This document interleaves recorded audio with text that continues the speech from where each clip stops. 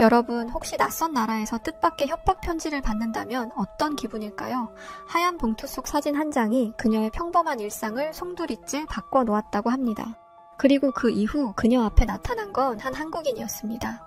과연 그녀에게 어떤 충격적인 일이 있던 것인지 오늘 사연 지금 바로 시작합니다. 저는 미국에서 태어나고 자란 평범한 학생입니다.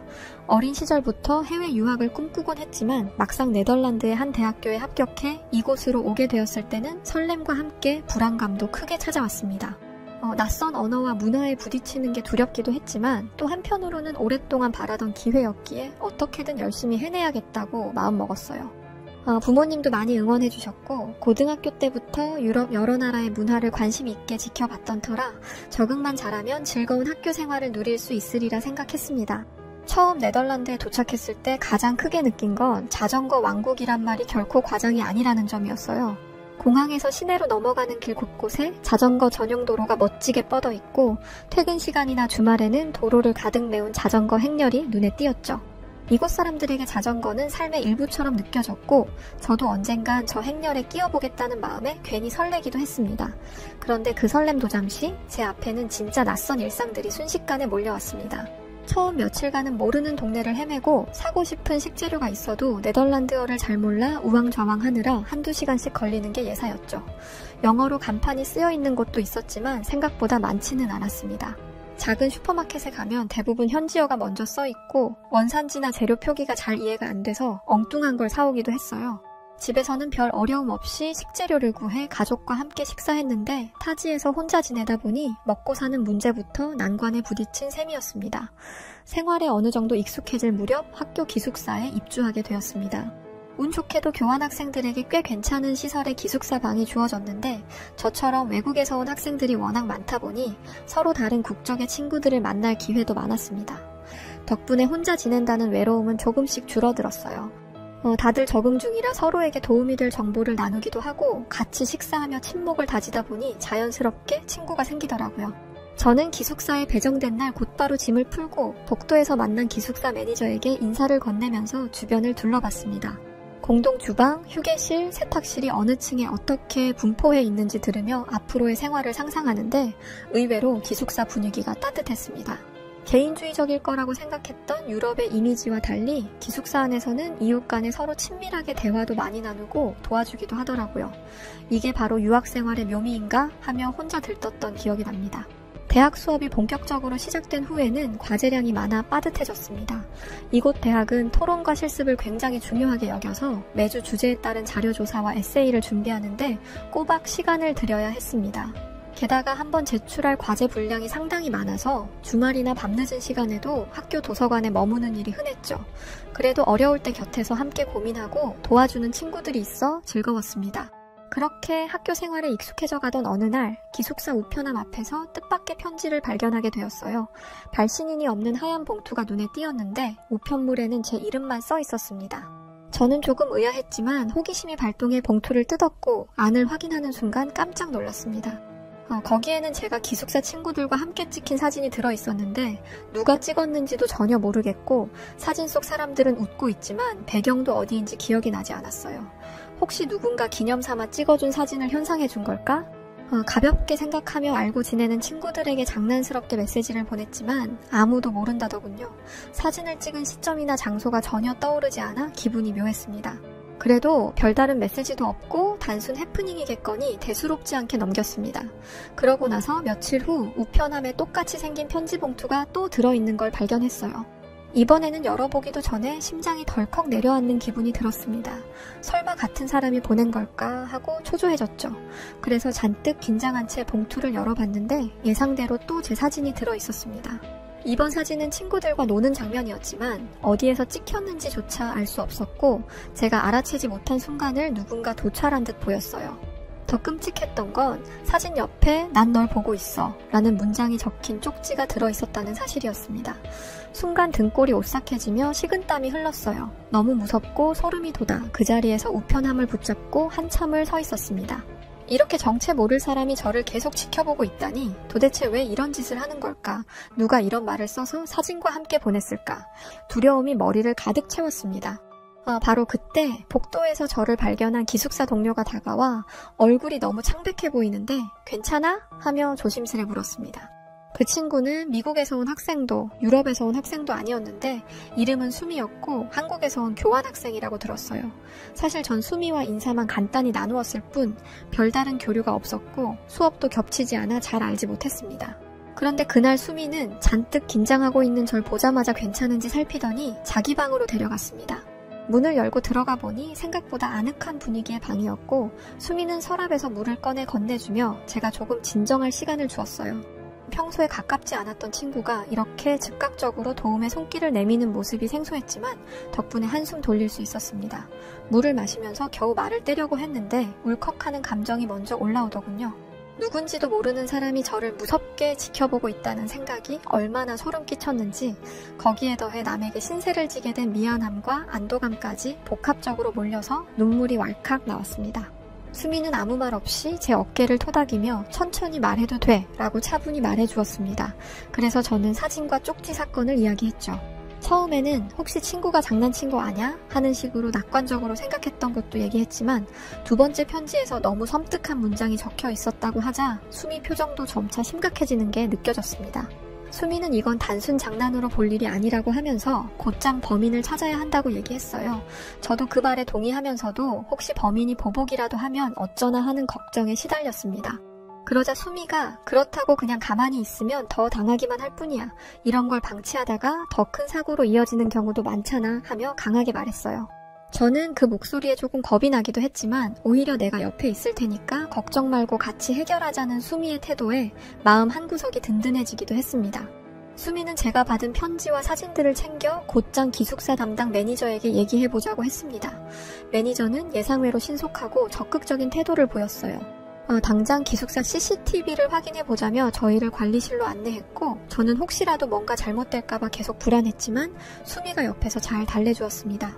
같이 화면을 돌려가며 우편함 근처를 살피는데 어느 시점에서 모자를 푹 눌러 쓴 한 남학생이 수상쩍게 배회하는 모습이 잡혔어요. 각도를 몇 번 바꿔 살펴본 끝에 그 사람이 자신이 누군지 모르도록 모자와 마스크까지 꼼꼼히 썼지만 기숙사 안에서 또 다른 CCTV를 통해 얼굴을 제대로 확인할 수 있었습니다. 그 남학생은 중국에서 온 교환학생인 이밍이라는 인물이었습니다. 이밍과 저는 한 2번 마주쳤을 뿐 직접 친분이 있지는 않았는데 과거에 한번 그룹 과제를 같이 했던 적이 떠올랐어요. 그때는 서로 대화도 별로 없었고 이밍이 준비를 거의 안 해와서 저 혼자 과제 부담을 도맡아야 했던 기억이 있습니다.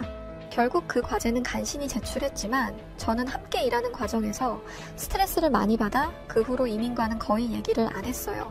그런데 그렇게 대면대면하게 지낸 사람이 왜 이런 협박성 편지를 보냈을까 이해가 되질 않았습니다. 증거 화면을 확인한 이상 수미는 당장 찾아가서 따지자고 했습니다. 저도 혼자였으면 겁나서 도전조차 하지 못했을 텐데 수미의 말에 용기를 조금 얻었어요. 그래서 그 애가 주로 머무는 스터디룸 쪽으로 가봤는데 그곳에서 마주친 순간 정말 가슴이 두근거렸습니다. 저는 말을 꺼내려다 제대로 안 나와 더듬거리고 있었는데 옆에서 수미가 또렷하게 얘기해줬어요. 당신이 이런 편지랑 사진을 보낸 거 다 알아. 무슨 이유로 이런 짓을 했는지 말해줘. 이밍은 잔뜩 당황한 얼굴로 손사래를 치면서도 바로 부인하지는 못하더군요. 뭔가 숨기려는 기색이었는데 꼬리를 물고 수미가 계속 추궁하자 결국 장난이었다는 식으로 얼버무리기 시작했습니다. 그러면서 원래 나쁜 의도는 없었고 관심을 받고 싶었는데 방법이 과했다는 식의 말도 안 되는 변명을 늘어놓았어요. 저는 너무 기가 막혀서 한동안 말문이 막혔고 수미도 분노 어린 눈길을 보냈지만 크게 소리 지르진 않았습니다. 대신 이 편지 때문에 얼마나 무섭고 힘들었는지 아니? 다시는 이런 짓 하지 마. 그리고 정정당당하게 사과해 라고 말했죠. 이밍은 제 눈도 똑바로 못 마주치고 그저 서둘러 자리를 떠나버렸습니다. 엄밀히 말하면 피해자의 입장에서 더 확실한 조치를 취해도 됐지만 우선은 당장 이 문제를 마무리 짓고 싶어 저도 더 이상 그를 붙잡고 싶진 않았어요. 그날 이후 수미는 늘 제가 불안해하지 않도록 신경 써줬습니다. 옆방에서 혹시 밤늦게 무섭지 않냐며 따뜻한 음료를 챙겨주기도 했고 수업 끝나면 저를 기다려 함께 기숙사까지 걸어가기도 했죠. 실제로 그 후로 이밍은 눈에 띄게 모습을 감추었고 아무런 행동을 하지 않았기에 조금씩 마음의 안정을 찾을 수 있었습니다. 솔직히 말하면 제게 익숙했던 미국식 문화에서는 옆집 사람 일까지 나서서 챙겨주는 경우가 많지 않았어요. 서로 내가 도울 수 있는 부분만 돕고 나머지는 각자 해결하자는 식의 사고방식이 자연스러웠거든요. 그런데 수미는 오히려 같이 지내는 이웃으로서 이 정도는 당연하다며 무심한 듯 따뜻한 태도를 보여줬습니다. 그런 모습을 보면서 아, 이게 바로 한국 사람들이 말하는 정이라는 건가? 하는 생각이 들었습니다. 그렇게 수미와 조금씩 친해지던 중 어느 날 학교에서 국제학생 교류협회 주최로 포틀럭 파티를 한다는 공지가 나왔습니다. 모두가 각자 자기 나라의 대표 음식을 가져와 함께 나눠 먹는 이벤트였죠. 미국 출신인 저는 처음엔 뭘 준비해야 할지 고민됐습니다. 뻔하게 햄버거나 핫도그류를 가져가자니 뭔가 성의 없어 보였고 파이 같은 걸 구울 시간도 넉넉치 않아 머리가 복잡했어요. 그래서 그냥 구하기 쉬운 재료로 샐러드와 간단한 미니버거를 만들어 갈까 싶었습니다. 그런데 복도에서 마주친 수미에게 무엇을 가져갈 거냐고 물으니 수미도 고민이 크다는 듯 머리를 긁적이면서 한식을 몇 가지 해볼까 하는데 뭘 고를지 결정을 못했어 라고 하더라고요. 저는 속으로 한국에도 대표 음식이 많구나 정도로만 생각했습니다. 김치는 들어봤지만 그것만으로 파티에 가져가긴 뭔가 부족할 것 같았고 또 다른 음식이 뭐가 있는지도 몰랐거든요. 수미는 일단 떡볶이나 잡채, 김밥 같은 거 만들면 외국인들이 꽤 좋아하더라며 웃었고 저는 그 이름들을 처음 들어보기에 호기심이 생겼어요. 파티 당일 저는 미니버거와 샐러드를 간단히 만들어 행사장으로 갔는데 이미 사람들로 붐볐습니다. 주최 측은 여러 나라 음식을 한 가운데 테이블에 놓고 뷔페처럼 자유롭게 먹도록 했는데 눈을 돌릴 때마다 새로운 음식들이 즐비했습니다.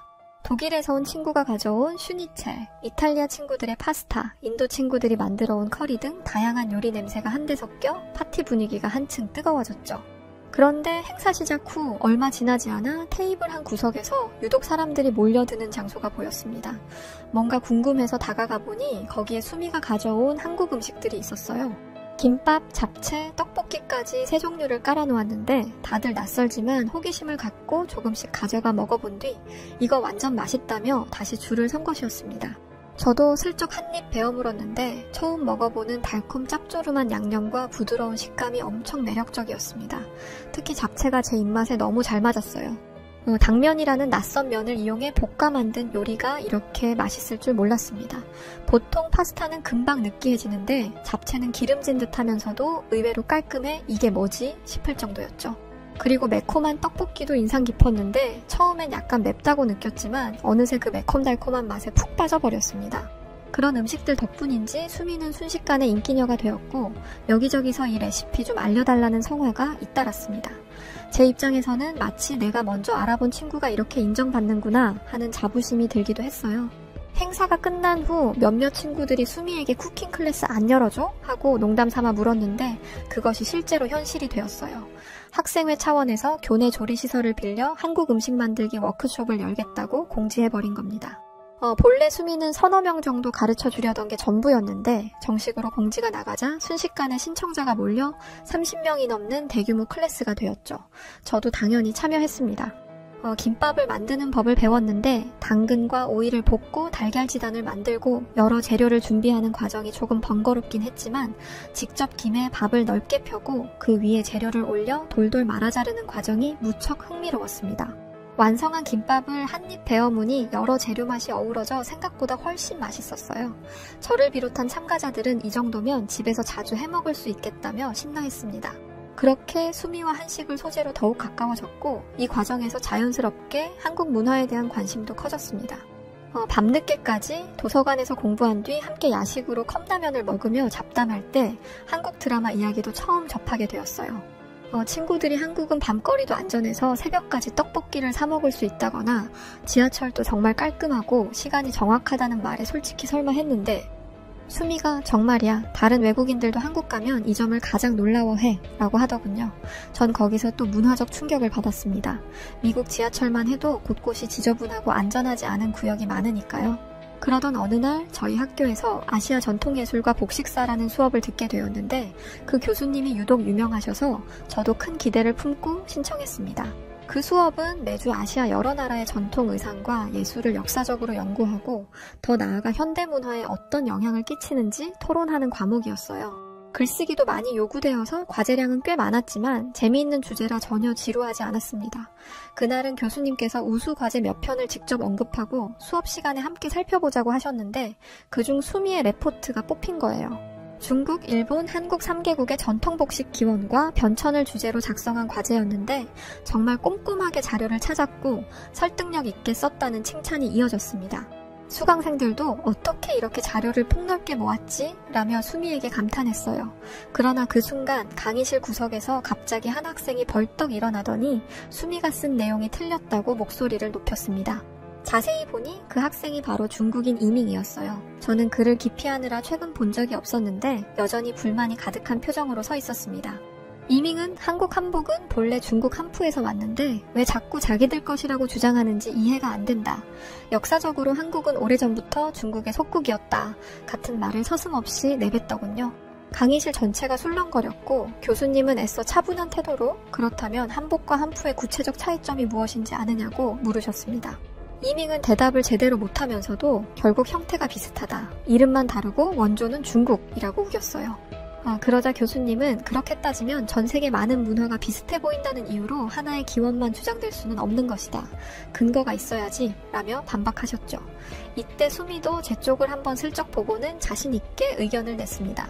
한푸라는 용어 자체가 현대에 들어 정부에서 만든 신조어이고 고대 복식 연구 자료나 사료 기록을 보면 중국과 한반도는 서로 다른 발전 과정을 밟았다.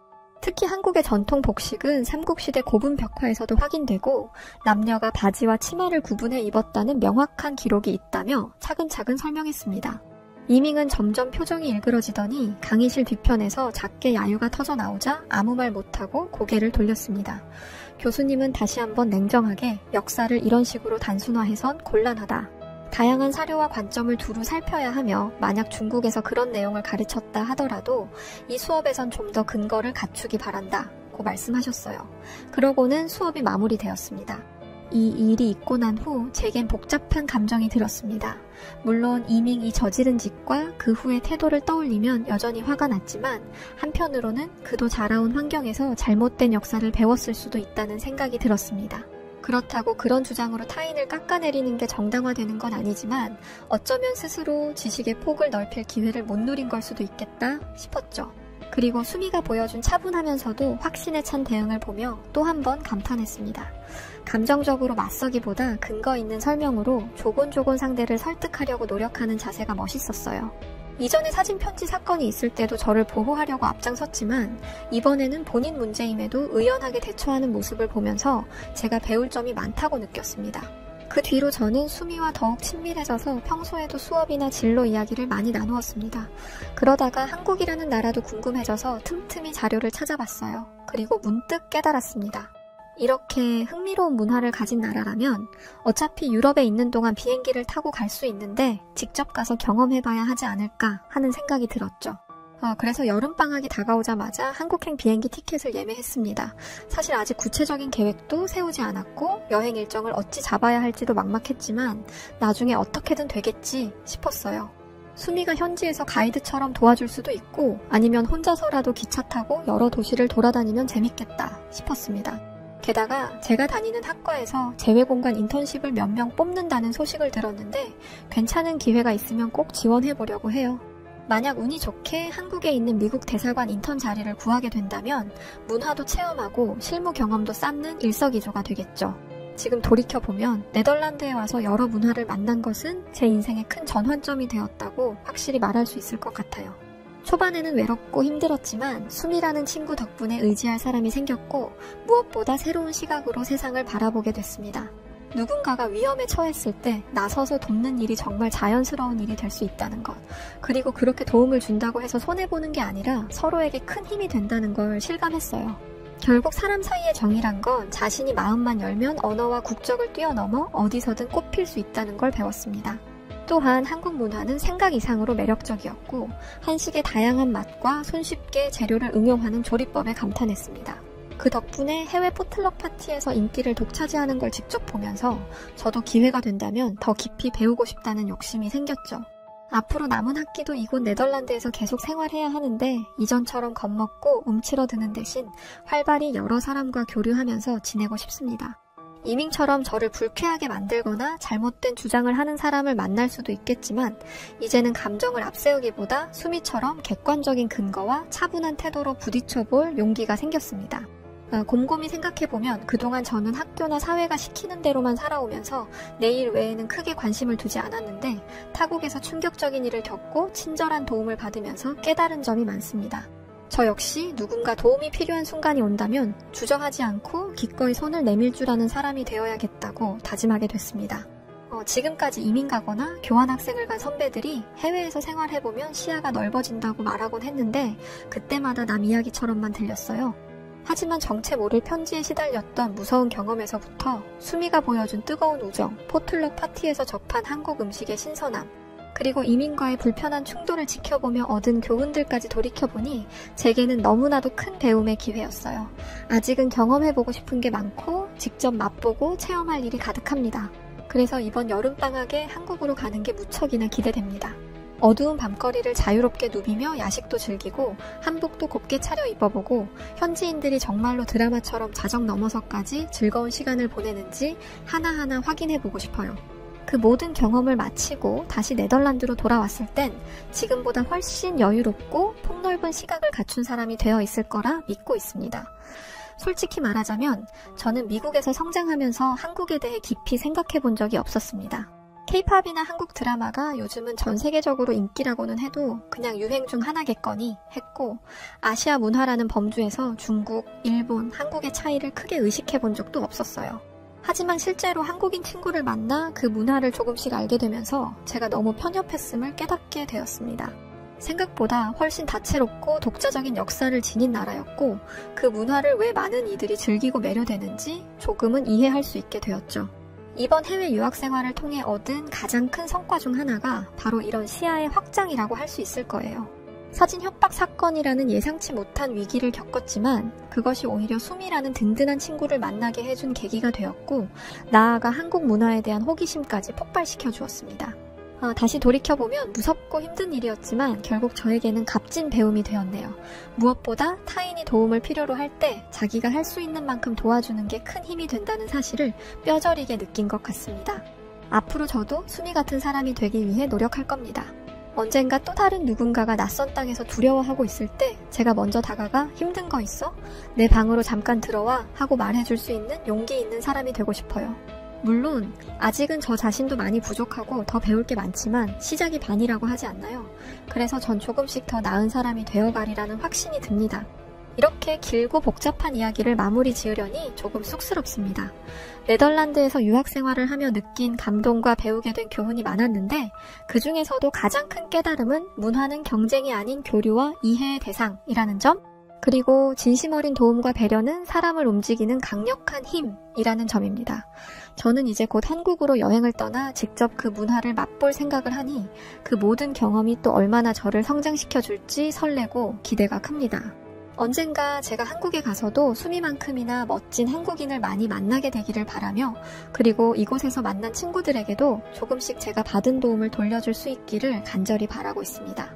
바로 이게 이번 사연에서 제가 느끼고 싶었던 핵심이 아닐까 싶어요. 감사합니다. 자, 오늘 이야기는 여기까지입니다. 정말 특별한 사연이네요. 한국인분들은 정말 따뜻하고 마음씨 좋은 분들이 많아요. 앞으로 좋은 일들만 가득하시길 응원합니다. 자, 그럼 오늘 이야기 어떻게 들으셨나요? 사연이 괜찮았다면 구독과 좋아요 부탁드립니다. 그럼 지금까지 사연을 전해드렸던 저는 여우튜브 송은지였고요. 저는 더 즐겁고 다양한 사연으로 다시 찾아뵙겠습니다. 영상 시청해주신 모든 분들 고맙고 늘 감사합니다. 그리고 언제나 사랑합니다. 건강하세요.